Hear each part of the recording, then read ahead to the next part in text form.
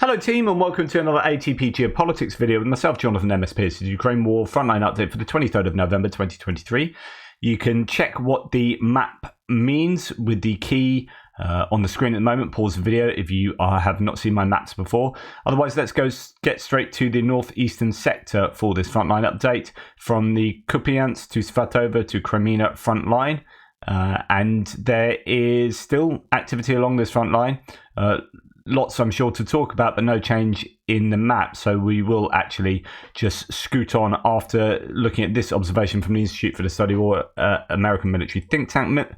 Ukrainian military observer Mashevets assessed that Russian forces in the Kupiansk direction are completing a force regrouping and may soon increase the pace of offensive operations in the area, something we've been hearing about for a number of days, that the Russians are actually quite strong in terms of the forces they have up here, and also, although somewhat to a lesser degree, with their forces around Liman. The Liman force has been sort of picked at from the Russians themselves as they've moved forces further to the south from this area. There are reports that this unit has come from Liman, that unit has come from Liman, but apparently they're still ready for an offensive potentially. So there are varying claims about how worrying the situation is in the northeast as far as what the Russians might try and do.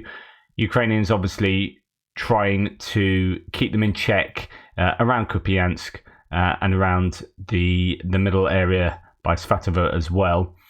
It's tough, and it just makes you realize that for Ukraine to properly succeed, in so many places as they need to in order to get all their territory back, they need quite a lot more troops, I would think, to bring to bear. They need some kind of increased mobilization. As we come, that's the same for the Russians, of course, as well, who I think are desperate for them. So what this then leads one to conclude, perhaps, is that you're likely to have a fairly static front line until one side can amass just enough material and troops to really make a meaningful difference. Of course, without air superiority, either side is going to find any kind of advance particularly difficult. And so I guess this might be why you're hearing Zelensky talk about air defense as being so important. In fact, I might bring up what he's mentioned himself. So this is a tweet from Zelensky. I talked in the news piece this morning about how air defense is the number one priority for the Ukrainians, as according to them and allies. Well, actually, Zelensky says for at least 5 reasons, strengthening Ukraine's air defense is the best strategic security investment. First and foremost, every system and missile provided to Ukraine saves lives. Second, every major region and city fully covered by a reliable air shield means that more people, potentially millions, can return from abroad. This will boost Ukraine's economy, allow us to reduce the budgetary gap and reduce our reliance on international financial assistance. Interesting. Third, the stronger our air defense, the greater Ukraine's success in the Black Sea. The more maritime exports, the better protection of freedom and navigation, and the greater stability. This will allow us to deliver hundreds of thousands of additional tons of food via a more secure maritime export corridor and counter the global food crisis. Fourth, each additional air defense system and missile saves resources that would otherwise be required to recover the destroyed objects, critical infrastructure, energy systems, power grids, and so on. Fifth, denying Russia the ability to terrorize Ukraine with missiles and drones will force the aggressor to abandon this tactic, which will help the overall efforts to bring victory closer. We are extremely grateful to all our partners who have already made significant decisions to strengthen Ukraine's air defense. Because Ukraine is a large country, our need for air defense systems is significant. So on and so forth. So all of that is true. I would just like to see air defense systems brought close to the front line, because I think after you have protected those most critical targets inside on the interior of Ukraine, you've got to start thinking how you can wrest air advantage away from Russia and turn that into air superiority and hopefully eventually air supremacy. But that means continued supply of, say, F-16 airframes and weaponry to go with it, and then hopefully things like Gripens, and then this is a long-term thing. You need to get the training, you need to get logistics in place, but you start resting that way, and eventually you can move your troops forward with that material being stacked up over time. So perhaps there's maybe a 2-3 year plan going on here. It's like, right, we're not going to bust through and have a really quick walk towards Berdyansk, but it's about, getting an advantage here, eking out that advantage, that turning into advantage there, and that then turning advantage over here. So, air defense, air superiority, ground superiority, territory gained. Perhaps. Anyway, to go back to the front line, I digress, as is my want on occasion, often. We come to Avdiivka, south of Kreminna and Serebyansky Forest, where Suriyat Maps has what looks like a JL's done the mapping today. Thanks so much, mate. You're a legend. It looks like this is quite a large amount of area that the Ukrainians have either taken back or it's a rejigging. It could well be a rejigging because there's quite a significant difference around Avdiivka, as you can see, between Andriy Perpetua and Suriyat Maps. So someone is wrong here, which means that at least one of these mappers needs to do some serious rejigging. If there's a movement here that hasn't seen a movement from the other mapper, then it's more likely to be a rejigging than a significant maneuver from yesterday. Anyway, that's the nature of using 2 or 3 different mappers to give a picture of what's going on. Occasionally, you get big movements. You think, "Oh, well done" to one side or the other, and actually, it's old news. Right, so we come down to Bakhmut, and there's not actually too much to report from Bakhmut, at least from what is mentioned in the Institute for the Study of War. So just usual kind of repelled attacks. So we'll move on from there as per the ISW, other than to say down south, and not mentioned really in terms of confirmed gains or claimed gains, we have the Ukrainians having a little bit of success, possibly just north of Zelenopinnya, south of Avdiivka, in the Klishchiivka general area, and that's Suriyat Maps showing some minor Ukrainian gains, and Deep State Map maybe doing a rejig or a clarification in Ukrainian favour. So that's good news. But then there are minor Russian gains a little bit further north, as according to Suriyat Maps again, just by the railway line between Avdiivka and Kurdyamivka. So, yeah, bit of a mixed bag there perhaps, but not too much movement. That's only very minor changes either way. It is tough around the Klishchiivka area, around Bakhmut. The Russians have some fairly considerable forces. Ukrainians are fairly well positioned, but quantity has its own quality. So eventually, if you are just pounded day after day after day by an endless stream of Russian men and material, eventually you concede territory. On the other hand, we have this area of success between Bakhmut and Avdiivka, where, as you can see, according to Suriyat Maps, the Ukrainians have made some gains around that waste heap. This is what Suriyat Maps says of the area. So, on the Avdiivka front, the Ukrainian army took control of new positions at the 2014 defense line. That is good news for the Ukrainians, although it might just be catching up a little bit with what, say, Andriy Perpetua had said the day before. But you can see there's a little difference between the two mappers there, where Suriyat Maps has the Russians pushed even further back. I know I keep showing you the topography here, but it is quite useful. There are interestingly, on top of these, in fact, let's get back to the 3D. So on top of each of these slag heaps and areas, there are trench lines built in. I don't know if they're going to be on this because this is old footage. However, these trench lines have probably been there since 2014 or so. You can see maybe that's some evidence of some of them.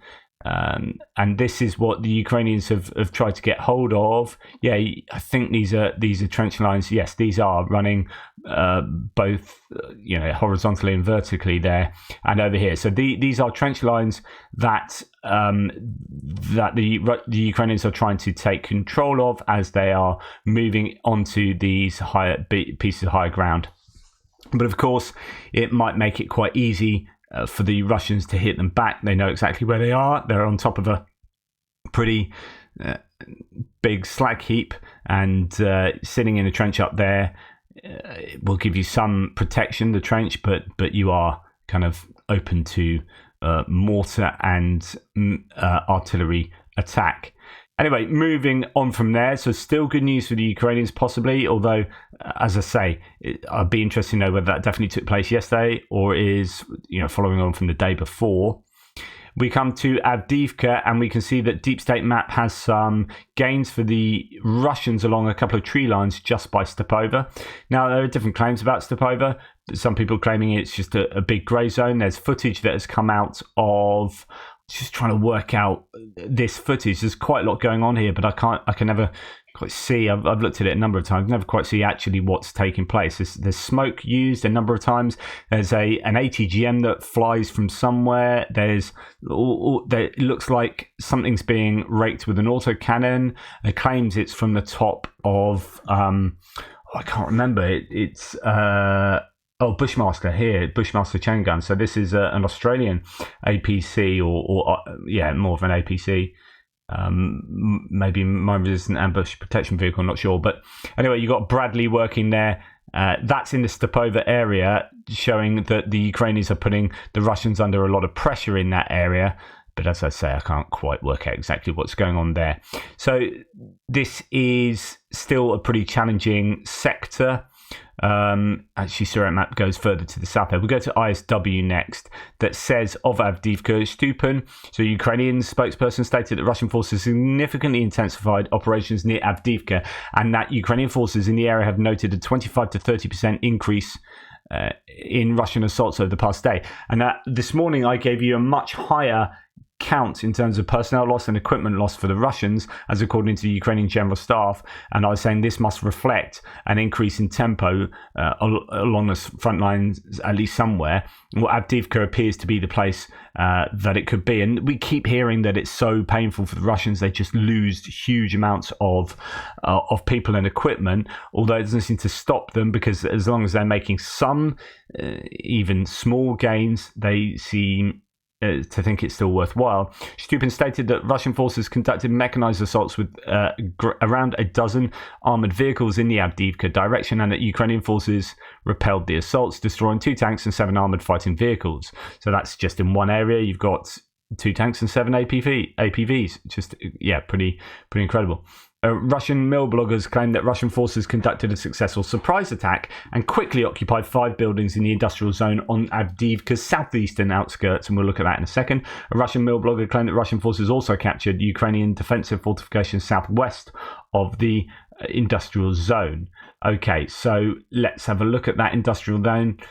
That's not near Stepova, that's down here, where we have some minor Russian gains for Deep State Maps, or as according to Deep State Maps, in that area to the south, I guess southwest of the industrial zone, as Surya Maps says of this area.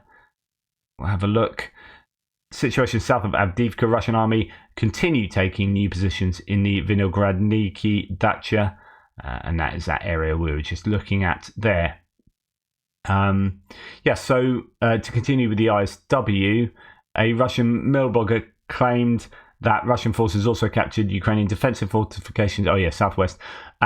Russian mill bloggers claim that Russian forces made unspecified gains near Stepova, so it's going back up to where we were previously, and that the settlement remains a contested grey zone.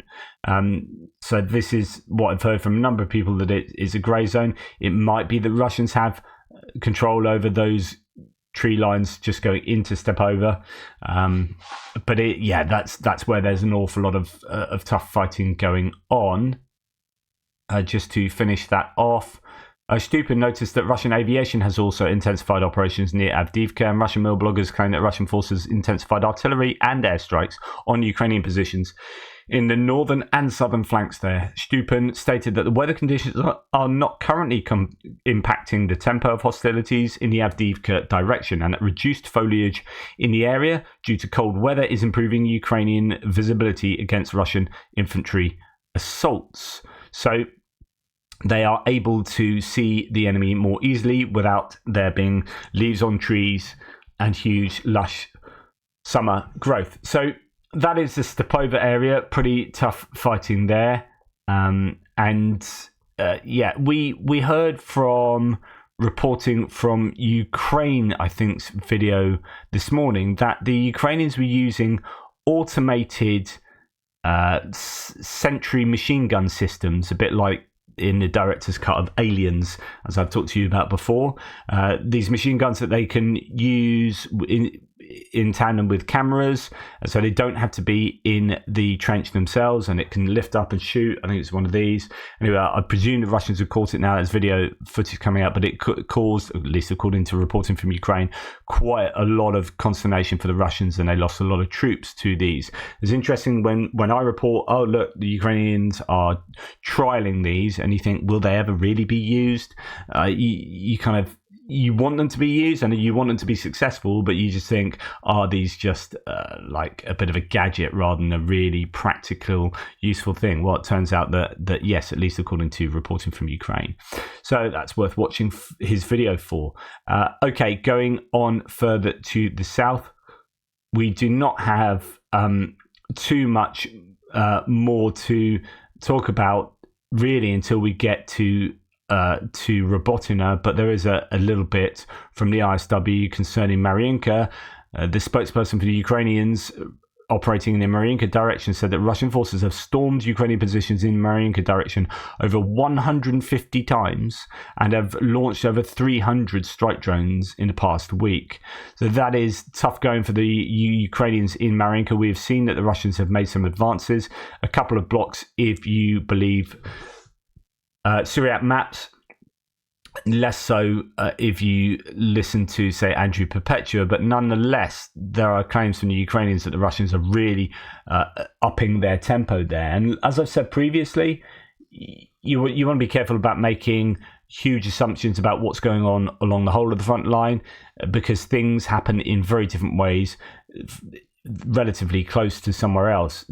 But it's very variable, the front line in Ukraine. So when you have claims about drones being really active, 300 drone strikes in the past week in Marinka, it could be that because we've been talking about these claims. There had been a claim from Michael Kaufman and Rob Lee that Russia have the advantage in terms of drones, and I'm not sure they do, although I think it swings and roundabouts, and it depends where you are on the front line. So it could be that Marinka, Russia just seem to be able to get hold of more drones and are able to use them effectively, where somewhere else the Ukrainians might well have that advantage. We have heard and seen that the Russians are using nocturnal drones, nocturnal Lancets, that are doing a good job of giving the Ukrainians something to think about.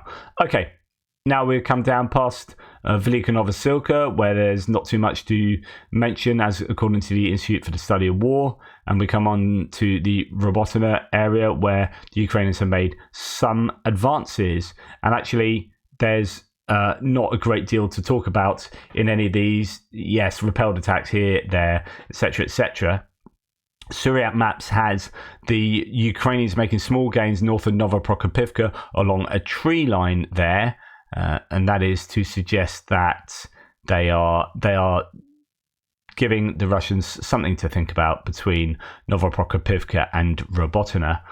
Two small gains, although that tweet only talked about one of them. But yeah, and then as we come up further to the north and to the west, there are a couple more gains, as according to Syriac Maps, in the area near Pyatikaki to its east. So that's not something we've heard about recently, particularly, it's been very positional around here, but we have heard that the Russians have been countering or attempted to counter around Pyatikaki. So yeah, some Ukrainian successes along that southern front line, but no doubt very small. And it's a case of just grinding away until they can reconstitute and go again.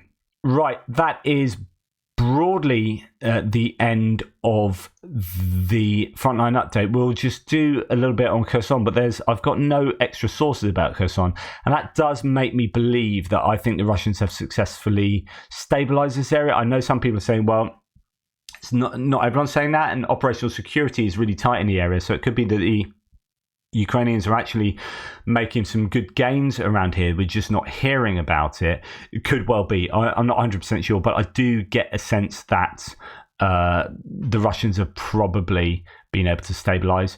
This is in the ISW. A Russian mail blogger claimed that Russian forces are advancing into Krinky from the east. Mashavets, he's a Ukrainian analyst observer, stated that Russian forces have narrowed the Ukrainian bridgehead over Krinky in the past days.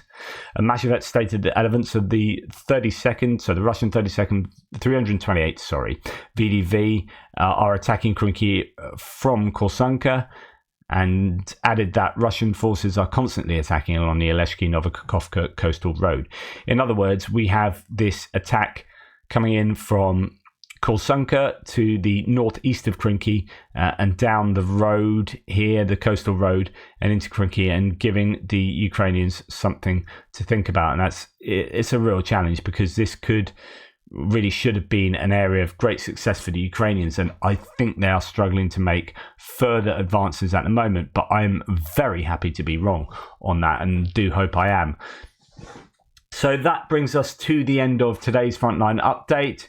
A little bit here and there. I guess the TLDR is the Ukrainians still under pressure in the usual places, but have eked out some minor gains up and down the country. But it could well be that that's a lot of map rejigging and not too many fundamental gains. Possibly watch out for this northeastern sector. It could be a place where Russia is getting ready to flex its muscles. Anyway, thank you so much. Please like, subscribe and share. Really appreciate your support. Toodle pets, speak soon.